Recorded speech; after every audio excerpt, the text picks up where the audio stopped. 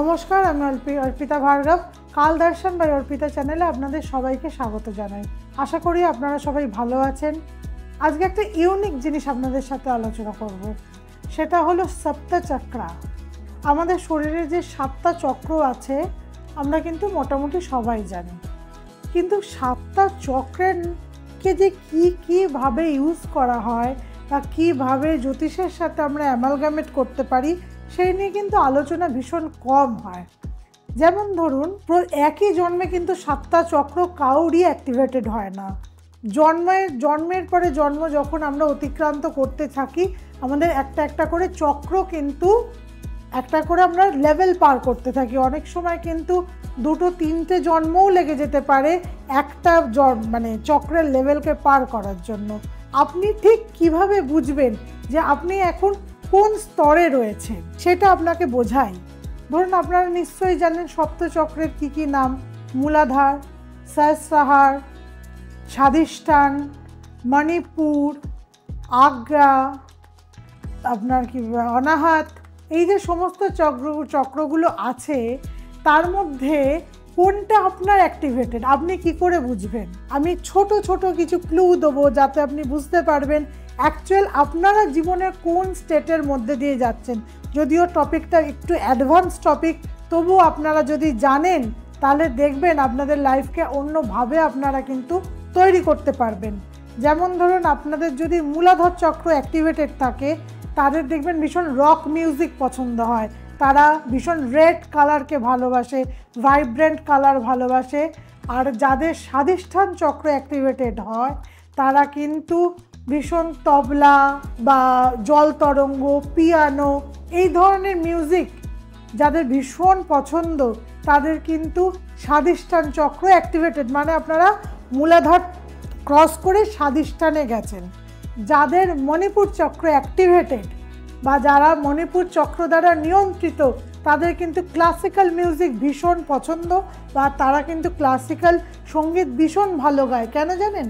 Classical সঙ্গীতের জন্য আমাদের যে শ্বাস বা দম লাগে সেটা যত ডিপ হয় তত কিন্তু তারা তত ভালো ক্লাসিক্যাল সিঙ্গার হতে পারে। আমরা বলি না, একটা নিঃশ্বাস হয় নাভি থেকে নিঃশ্বাস নেওয়া। আমাদের এই নাভির পোর্শনটাই কিন্তু মণিপুর চক্রা। যারা খুব ক্লাসিক্যাল মিউজিক শুনতে ভালোবাসে বা যারা গুড ক্লাসিক্যাল মিউজিক হয়, যারা মিউজিক করেন আর কি, গুড ক্লাসিক্যাল মিউজিক যারা পরিবেশনা করেন, তাদের কিন্তু মণিপুরা চক্রা কিন্তু অ্যাক্টিভেটেড থাকে। যাদের ভীষণ বাঁশির শব্দ শুনতে ভালো লাগে তাদের কিন্তু অনাহত চক্রা অ্যাক্টিভেটেড থাকে। এরা সহজেই দেখবেন সবাইকে ক্ষমা করে দিতে পারে। যাদের অনাহত চক্রা অ্যাক্টিভেটেড থাকে, মানে যারা মূলাধার, স্বাধিষ্ঠান, মণিপুরকে ক্রস করে গেছে, এই সমস্ত জার্নি তারা পার করে এসেছে, গিয়ে তারা এখন কিন্তু অনাহত চক্রে বিলং করছে, যেটা হার্ট চক্রা। তারা কিন্তু ভীষণ বাঁশির আওয়াজ, বাঁশির মিউজিক শুনতে ভালোবাসে। আপনারা যদি খুব বাঁশির মিউজিক শুনতে ভালোবাসেন, বাঁশি শুনতে প্রেফার করেন, বা যারা বাঁশি বাজায়, তাদের দেখবেন মানুষকে খুব তাড়াতাড়ি ক্ষমা করে দেওয়ার একটা কিন্তু প্রবণতা চলে আসে। যাদের বিশুদ্ধি চক্র অ্যাক্টিভেটেড, যেটা আমাদের গলায় থাকে বিশুদ্ধি চক্র, তাদের যেটা অ্যাক্টিভেটেড, তারা কিন্তু শঙ্খধ্বনি শুনতে ভালোবাসে। অনেকে দেখবেন বাড়িতে কাজ করছে, সকালে পুজো করছে, একটা ইউটিউবে বা বক্সে একটা শঙ্খের ধ্বনি চালিয়ে দিল, তারা কিন্তু ভীষণ শঙ্খধ্বনি শুনতে ভালোবাসে। যাদের কিন্তু ক্রাউন চক্র অ্যাক্টিভেটেড, তারা কিন্তু সাইলেন্স পছন্দ করে, তারা কিন্তু সমস্ত কিছু পার করে চলে এসছে।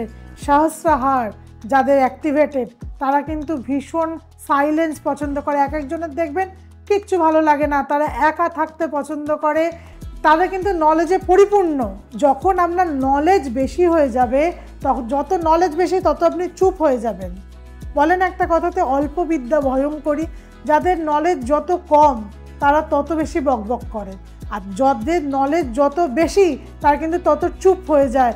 যারা সেই মূলাধার থেকে, যারা আমাদের আজ্ঞা চক্রকে ক্রস করে গেছে, যাদের টোটালটা পার করে এসছে, তারা কিন্তু চুপ থাকে, লাইক যোগী পুরুষেরা কিন্তু কথা বলে না, কারণ তাদের সহস্রার চক্র অ্যাক্টিভেটেড থাকে। যখন আপনার সহস্রার চক্রার পার্ট যখন আপনি অতিক্রম করে যাবেন, তখন আর আপনার কিন্তু এই বার্থ অ্যান্ড রিভার্থ সাইকেলের মধ্যে কিন্তু আপনাকে আর নতুন করে আসতে হবে না। এবার আসি এই যে সপ্তচক্রকে কিভাবে আপনি জ্যোতিষের মাধ্যমে আমরা ব্যবহার করতে পারি।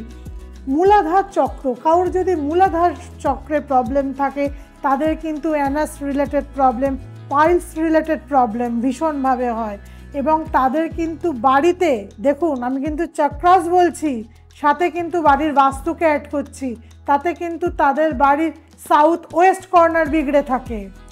যাদের সহস্রার চক্র গুলিয়ে থাকে তাদের কিন্তু জলতত্ত্ব, আমাদের তো পঞ্চতত্ত্ব নিয়ে শরীর, তাদের কিন্তু শরীরে পঞ্চতত্ত্বের মধ্যে জলতত্ত্ব গুলিয়ে থাকে, এবং তাদের কিন্তু নর্থ ইস্টের পোর্শন মানে বাস্তুর মধ্যে প্রবলেমেটিক থাকে।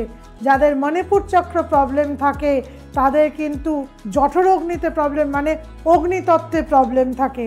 যাদের কিন্তু অনাহত চক্রের প্রবলেম তাদের কিন্তু নিঃশ্বাসজনিত প্রবলেম আসে, তারা কিন্তু মানে ক্লস্ট্রোফোবিয়া হয়ে যায় তারা কিন্তু একটু জোরে হাঁটলেই জোরে জোরে নিঃশ্বাস নেওয়া, উত্তেজনায় এমন নিঃশ্বাসের কষ্ট আরম্ভ হয়ে গেল তারা কিন্তু আর কথাই বলতে পারে না। ক্লস্ট্রোফোবিয়া আমরা যেটাকে বলি সেটা কিন্তু অনাহত চক্রের প্রবলেম, এবং সেই প্রবলেম যদি আপনারা ফিল করেন তাহলে কিন্তু আপনারা দেখবেন আপনাদের বাড়ির নর্থ ওয়েস্ট কর্নারও প্রবলেমেটিক হয়ে আছে। দেখবেন আপনাদের নর্থ ওয়েস্ট কর্নারে কিছু এমন হেভি স্টোরেজ আছে যার জন্য কিন্তু আপনাদের এই সমস্যাটা আসছে। সুতরাং আপনাদের এই দিক বাই দিক এবং আপনারা এটাকে ব্যালেন্স করবেন কিভাবে, যেমন ধরুন আপনার যদি মণিপুর চক্র ভালো থাকে আপনি কিন্তু তাকে আরও ভালো করতে পারেন ইয়েলোর ব্যবহার করে। দেখুন এরপর কিন্তু আমি রেমেডিতে আসছি, স্টেপ বাই স্টেপ আসছি। আপনার যদি অনাহত চক্র গুড লেভেলে থাকে, মানে ধরুন আপনার বাঁশির আওয়াজই আপনাকে মোটিভেট করে, মানে আপনার অনাহত চক্র ব্যালেন্সড আছে, তখন কিন্তু আপনার গ্রিন কালার আপনাকে কিন্তু মোটিভেট করবে।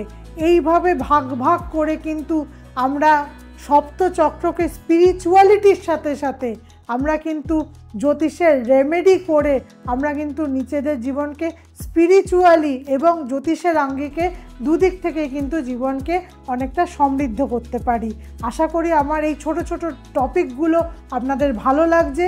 যদি আরও এইসব জিনিস নিয়ে আমরা শুনতে চান, সব আনটোল্ড কিছু তথ্য আপনাদের সামনে তুলে ধরি আপনারা চান, তাহলে আমার চ্যানেলটাকে লাইক, কমেন্ট এবং সাবস্ক্রাইব করবেন, এবং শেয়ার করে এই তথ্যগুলো আরও মানুষের মধ্যে ছড়িয়ে দেওয়ার চেষ্টা করবেন। আর যদি আমার সাথে কন্ট্যাক্ট করতে হয়, নিচে আমার ফোন নাম্বার এবং হোয়াটসঅ্যাপ নাম্বার যাচ্ছে, প্রয়োজনে আপনারা কন্ট্যাক্ট করতে পারবেন। ভালো থাকবেন, সুস্থ থাকবেন, নমস্কার।